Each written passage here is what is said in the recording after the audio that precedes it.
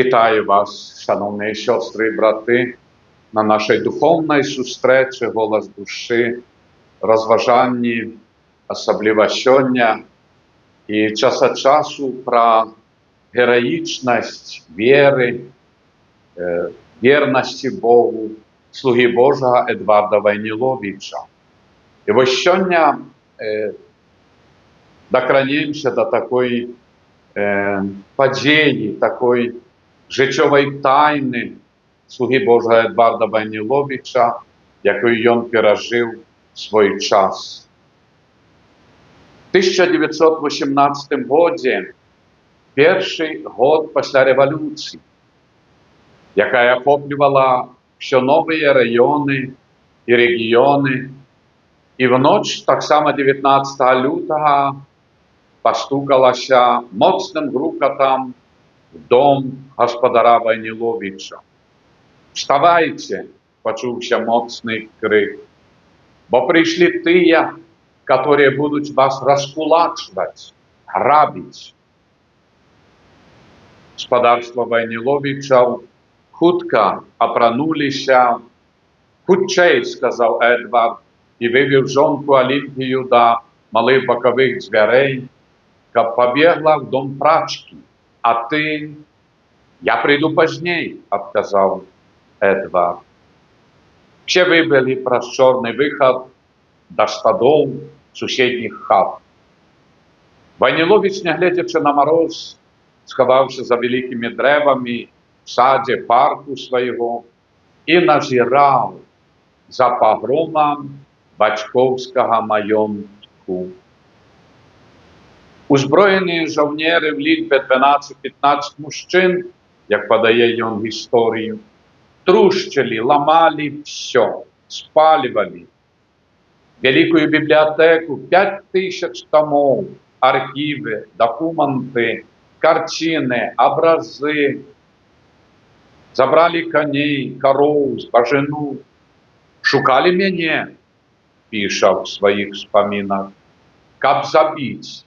Потребовали от прислуги видать меня. Коли заб'ють господара, тоді все сидім з рук, бо, мов, супротивлявся, погрожав їхньому життю. На світанні з'явилася ще одна група жовнірів, і так тривала 2 дні. 27 лютого прийшли німці-саксонці. Жовніри затримали цей безпреділ. Многих винуватих схопили і винесли присуд, прилюдно всіх повісити. Визвали мене з фольварку Чорноцьких, Малые Савичі, вспоминає Едвард, як господара майонтку. Я приїхав, були вже поставлені шубениці. Убачив під вартою рабовників, які хотіли позаминулої ночі мене забити. Убачив собраний народ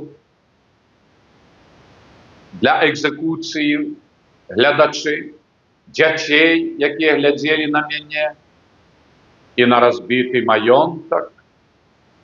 Ще чекали моєго слова. Я звернувся до офіцера і випросив, так, менавіто випросив для винуватих пробачення. Я сказав, що їм пробачаю, бо німецький орднунг, порядок, потребував покарання. Тому Едвард менавіто пише в своїх вспоминах, я випросив у німців для їх пробачення. Я тільки запотребував, щоб вони одразу покинули наші місцини назавжди.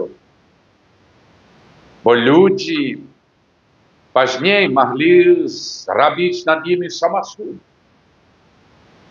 Чи розумієте, Едвард пробачив адчуў гнеў людзей і вратаваў іх нават ад далейшага пакарання. І іх сем'і, все яны выехалі.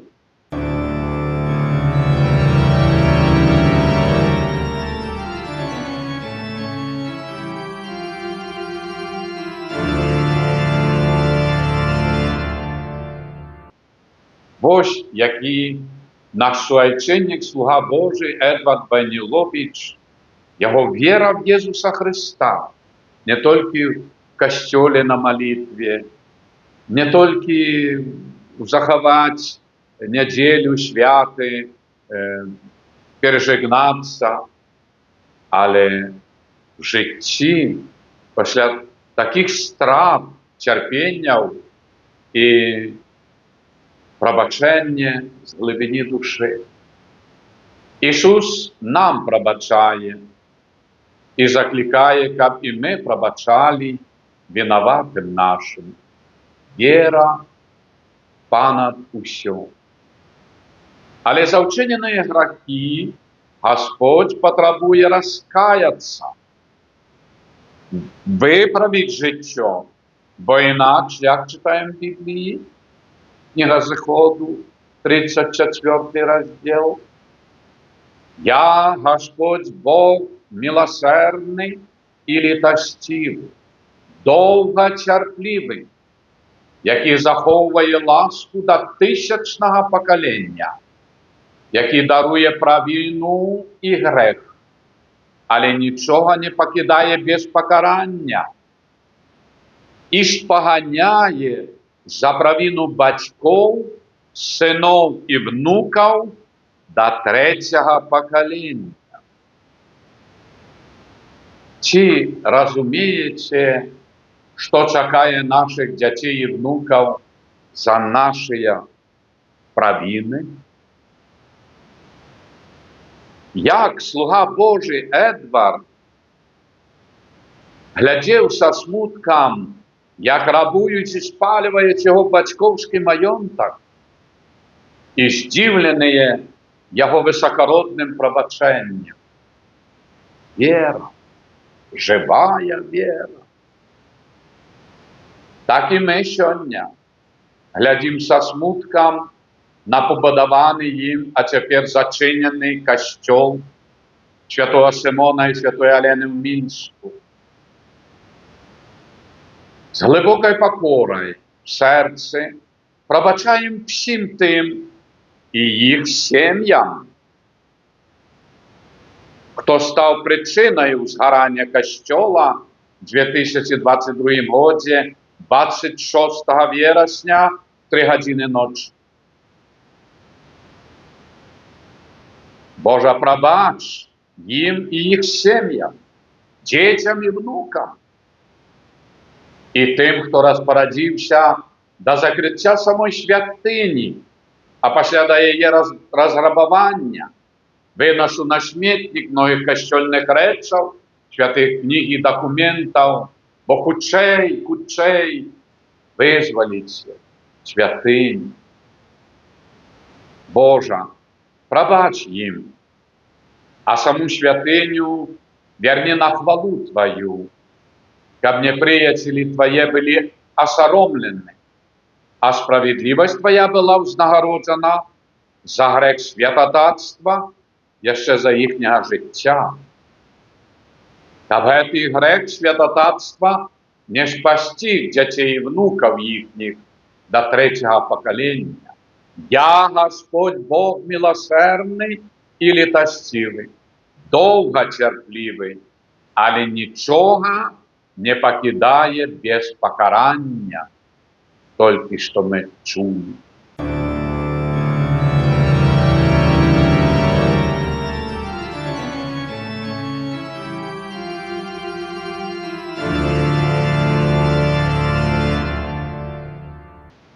Молимся об добрым надворье сёння, погодным спокое на нашей землі и во всем свете. Тут залежим от климатичных варунков природы, але і молимся об спокої в сім'ях і серцях наших. А тут залежимо від нашої віри і одинства з Богом.